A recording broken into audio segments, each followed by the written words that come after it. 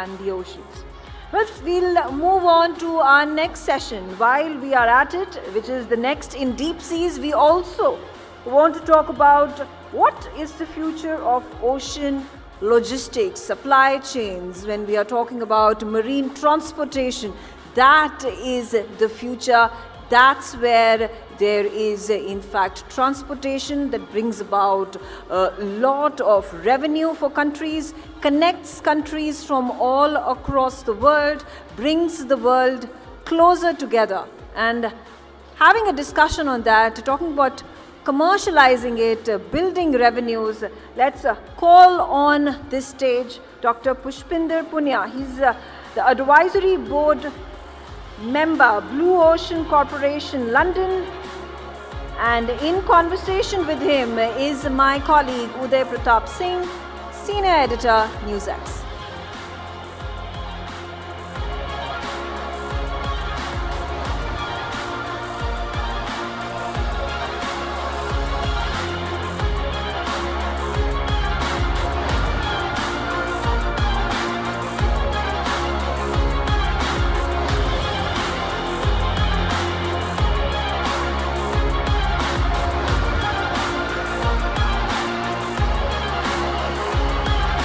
Round of applause, ladies and gentlemen, for Dr. Pushpinder Punia.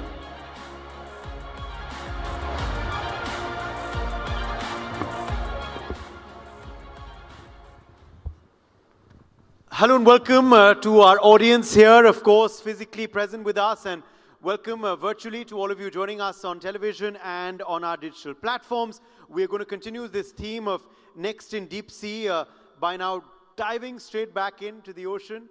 Dr. Punia, you have, of course, a lot of expertise and experience, but because of your,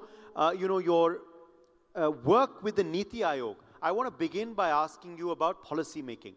How central is it, looking at the world we live in today, that ocean logistics becomes central now to policy making, not just for us in India, but across the world?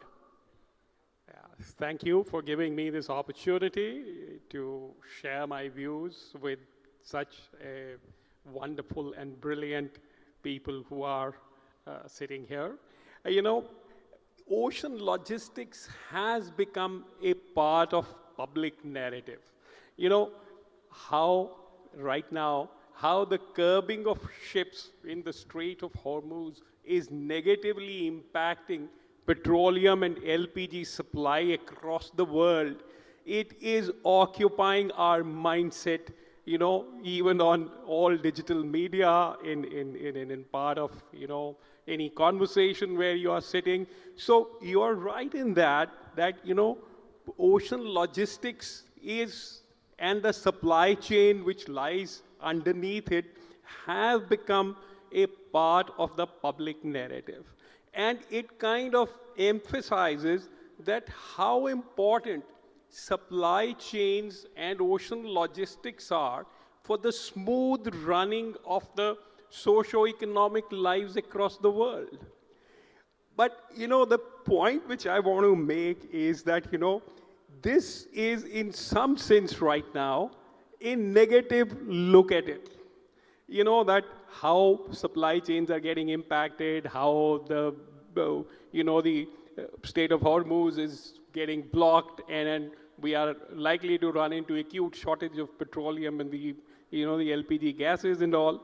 But how to turn this narrative into a positive way of thinking from this, I think we got to look at the insight provided by our Honorable Prime Minister, Modi ji, when he came to inaugurate this function on 12th. He, related 12th of March with one of the most important event in the Indian history. And that is when Mahatma Gandhi started his Dandi March. So, what was the Dandi March? For those of us who are, sitting in the room, are from abroad, Dandi March was a non-violent protest by Mahatma Gandhi by taking 78 volunteers from Sabarmati Ashram and going up to Dandi, which was at that time, had a different name, how you can protest non-violently to bring about a humongous change. So that is what the Sabarmati Ashram's move by Mahatma Gandhi on 12th of March was, that, to get freedom from the colonial power, we got to organize people in peaceful manner and then show how exploitative those laws of, the salt laws at that time were, and how they could be broken without really causing any fight or any dispute.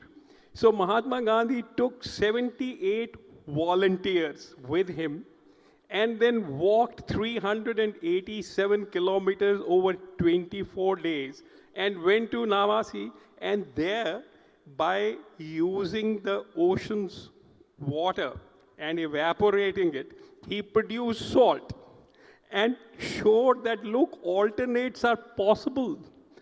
Supply chains can be built by another manner, and you don't have to fight.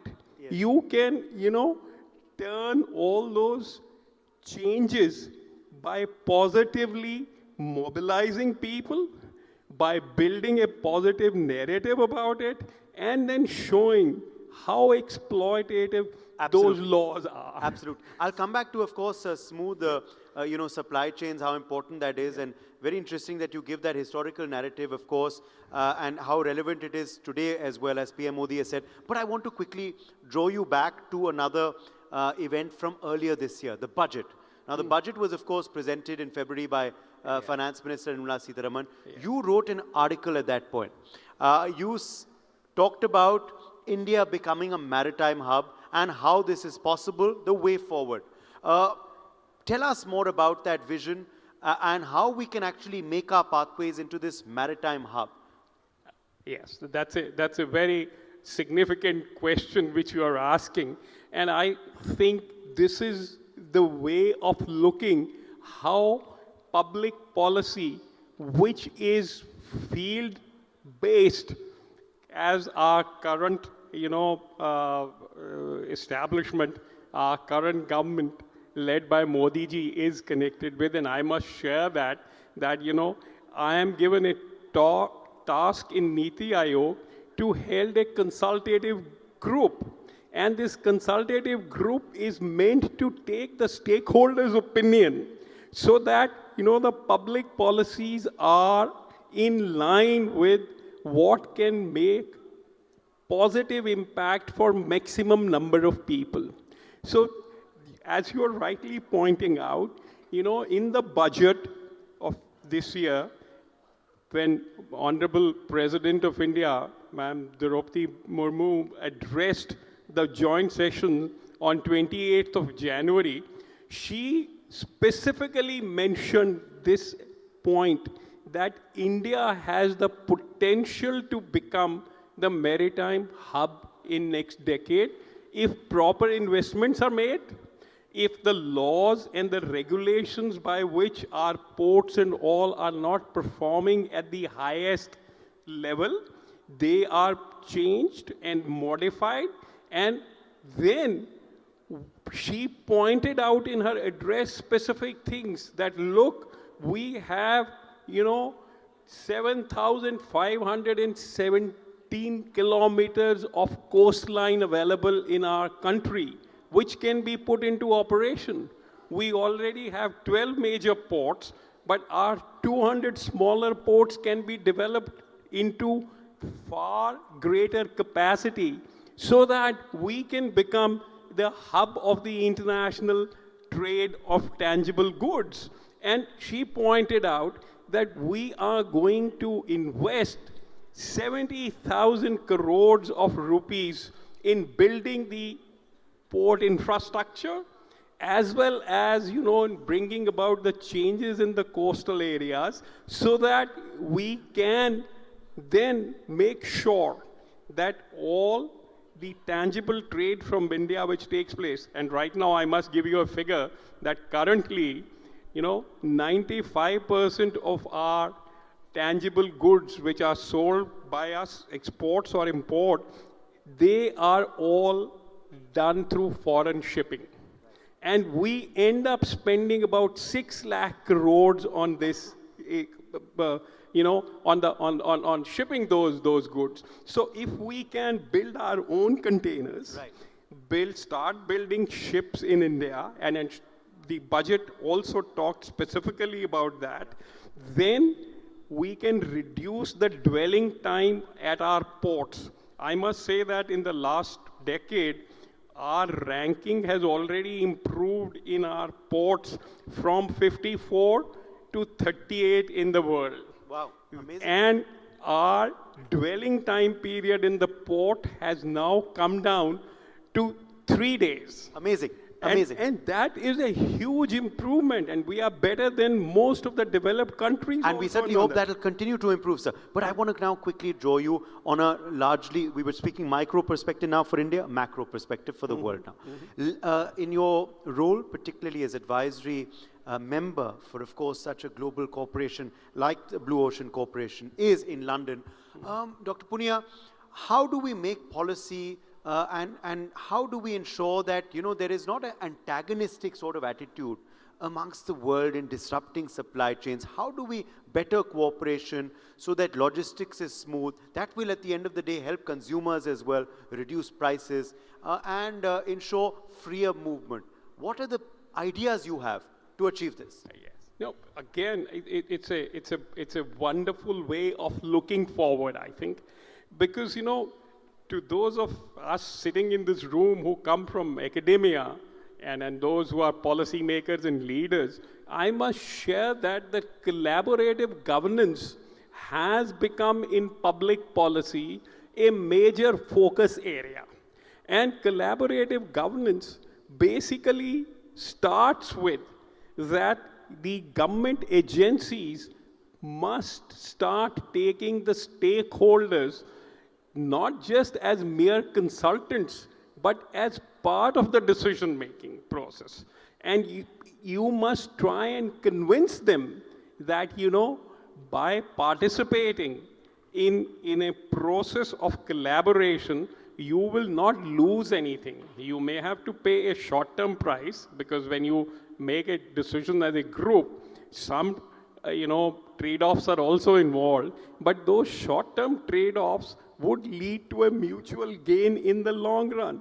And that is where I say, I started, that how Honorable Prime Minister gave a positive narrative about it, that this supply chain breakdown which are taking place now, if we use those instances, like again, to go back to the historical thing, what Mahatma Gandhi had done, and I must compliment NXT Foundation to organizing this, how Mahatma Gandhi also built the consensus around it. Yes. He took his 78 volunteers with him, asked them to create a narrative, and those 24 days of walking, he got the public to come. Absolutely. So okay. you are I'm out of also time, sir, but 60 seconds to you on this certainty principle of yours. Certainty and stability. Why is it so important in policy making?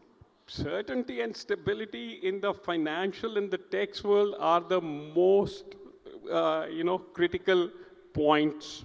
As it is, an entrepreneur or an investor has to take good amount of risk as if he or she or an entity decides to invest anywhere. And if you add uncertainty and instability in the regulatory framework and the tax laws and all, then, the risk increases so much that the investment will go down. So certainty and stability, and on this, from Niti Aayog, we have, published a working paper also on this aspect, that, what happens is that across the world, you are taxed and you have financial regulations from where you are resident.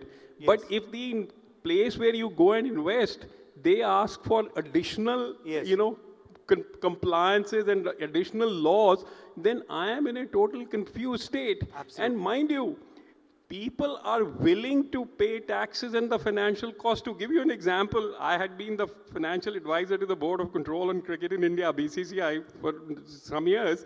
And I'm, those of you who are interested in cricket, in our IPL league, so many foreign players come and play, and they are paid good amount of,